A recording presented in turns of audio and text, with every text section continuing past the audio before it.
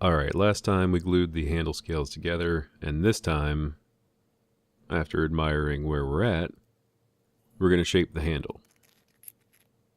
Or do a majority of the handle shaping. One or the other, or both.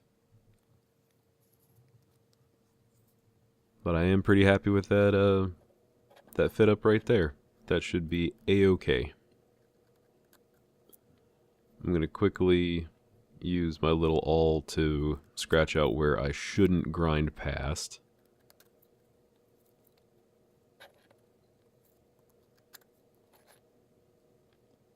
And since the knife right now just slips in and out of it real easy, it's pretty smooth going. The first thing that I want to do is take it down to a hexagon. Not a hexagon. That isn't a shape. It is a shape. It's not the shape I'm going for. Please stop talking. I'm going to take down 4 corners and make it octagonal. Then I'm going to use probably my new favorite tool almost of all time. It's called a Shinto Rasp. I don't know why it has that name. It is Japanese. I think that it's just a cool name because it's basically hacksaw blades in a crisscross pattern. It doesn't clog. It's super aggressive. Once I've figured out how to get it going, it's so smooth to use. It's really, really nice.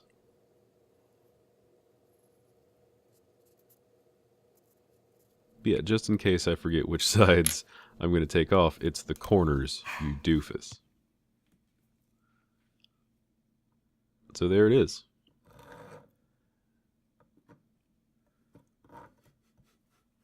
And I'm pretty sure it works on the push stroke specifically, but it could be push and pull. I don't see any reason to lift it up. It's metal versus wood.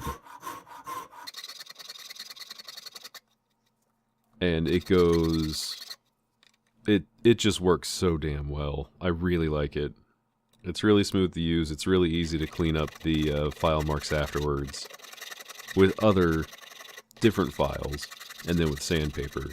So it's business as usual. Take down 4 corners to make it round. To start it getting round.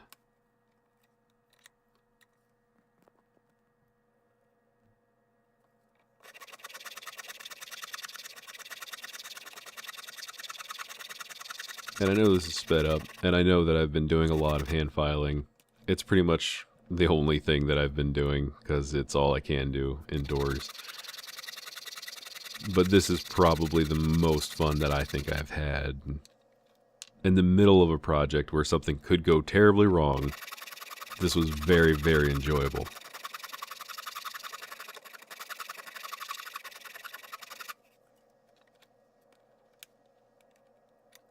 It also has a rough cut side and a finer cut side. I don't entirely know I don't know how much different the finish is.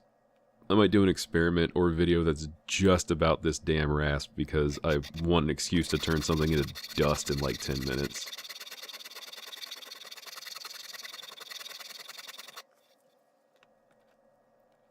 It's also light, which is very pleasant considering how heavy the other files are and how long you have to wield them. So it's just an all-around pleasant experience. I would suggest getting them.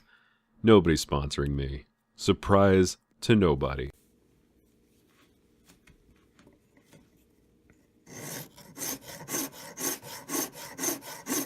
Just like that, literally all 4 corners of the thing are down.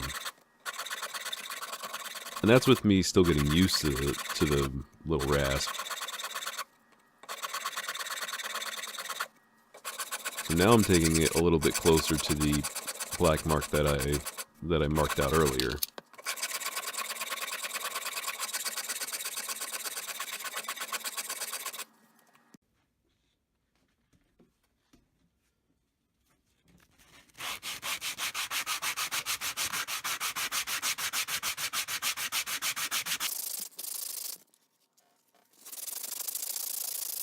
what you see here is flexible sandpaper. Flexible sandpaper is a very, very enjoyable tool to use. Because there are few things that get things rounder than the shimmy method. The shimmy method just works. It just works.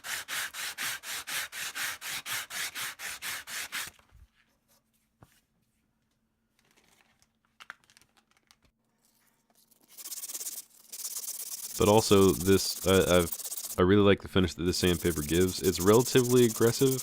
I think I needed to go further with the files than I did, because it wasn't really quite time to switch to sandpaper yet.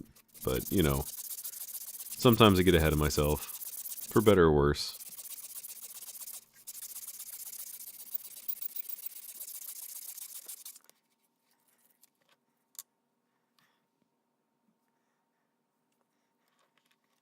Seeing as how this is only the rough shaping of the handle, it really works out in my favor. Because I end up having to do this multiple fucking times. And apparently out of focus. So, enjoy that. That's great.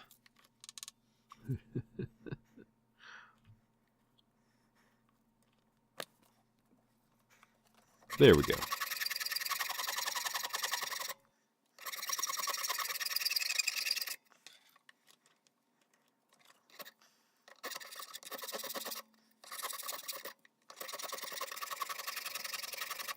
Yeah, there's not too much more to say about using the thing. In the end, at the end of the day, it's still just a rasp. It's just a very nice one. We're getting really, really close to the dimensions that I'm comfortable with. Right before getting ready to put some glue on it. Maybe not right before, but very, very close.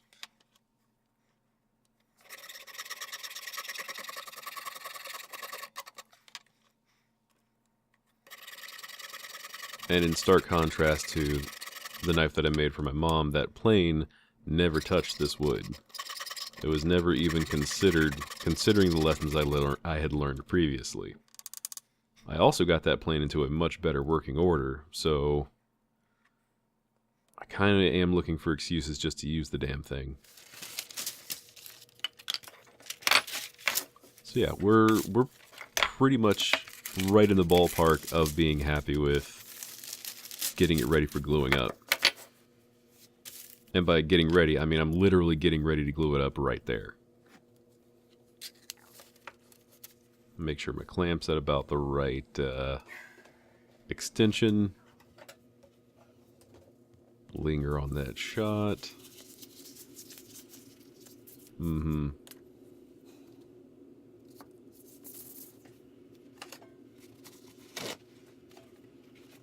Alright, so that's acetone to clean off any oils that might be on the handle to begin with.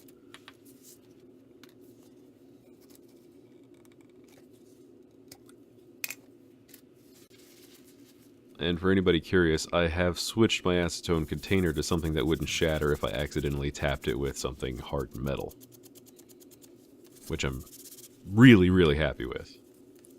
But a nice cleaning on the bolster, a nice cleaning on the knife. I think I cleaned up the surface of the wood just for posterity's sake. It's covered in dust.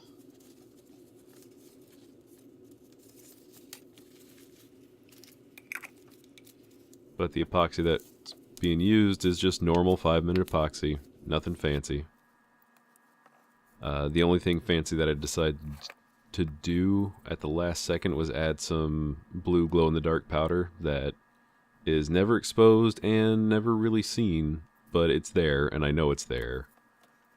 And if my brother uses this in the dark, he'll know it's there. But if he's using a knife in the dark, and he can see the glow, you know what? Logistically, maybe he shouldn't be using a knife in the dark. Anyway. Sorry. Got myself a little bit heated there. Don't do any knife work when you can't see what you're doing. Always make sure you can see what you're doing. That's what the night vision goggles are for.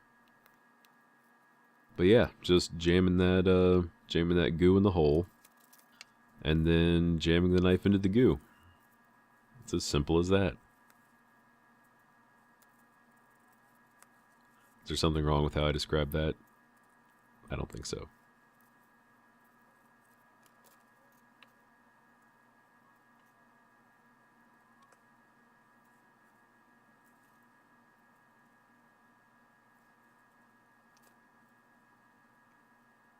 Not entirely sure what I'm doing, considering everything that's interesting that could be happening is happening completely off frame. So just imagine that something's going on up there that is favorable. That's what I like to think I'm doing. I'm putting a little piece of scrap wood in between the blade and the clamp so I don't have to worry about something bad happening, and tightening that bad boy up. Blade stabs into the wood.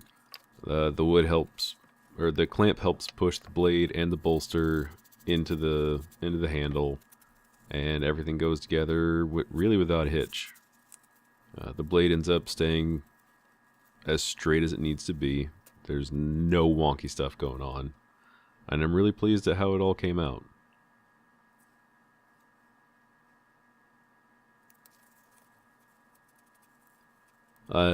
Again, all the interesting stuff is happening off screen, but I'm using the rest of the residual acetone on that paper towel to wipe off some of the epoxy. So yeah, the gold with that rosewood is so dang on pretty. I'm really happy that I fucked up that oak dowel. Yeah, this is a bit of a quickie, and getting ready for the final couple of videos, getting ready for the rest of it, getting something from somewhere. I'm gonna stop getting squeaky and just say thank you. Just say thank you for watching.